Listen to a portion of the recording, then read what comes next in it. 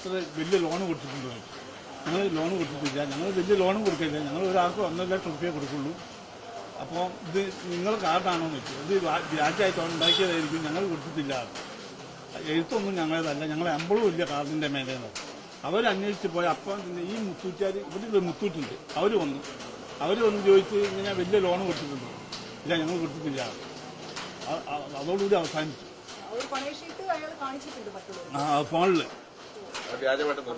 വളരെ നിർമ്മിച്ച 51 ലക്ഷം വന്ന് വ്യാജം ഉണ്ടാക്കിയ കാർഡാണ്.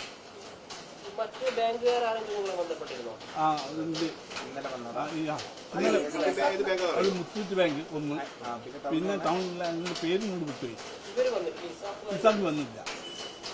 ഇസാഖ് നിന്ന് വരികയാണെങ്കിൽ ഇത് കുടുങ്ങില്ല അവർക്ക്. ഇത്രയും വലിയ ഇടപാട് നടത്തിയെന്ന് പറയുമ്പോൾ അതൊന്നും അന്വേഷിക്കുന്ന ബാധ്യതയുണ്ട് അവർക്ക്. അത് ചെയ്തിട്ടില്ല. ഞങ്ങൾ കൊടുക്കാറില്ല. അതെ അതെ, നമുക്കൊരു പ്രൈവറ്റ് ബാങ്കുകാരന് ഇത്രേ കൊടുക്കാൻ പാടുള്ളൂ. ഞങ്ങൾ അതെടുത്ത് കൊടുക്കാറുണ്ട്.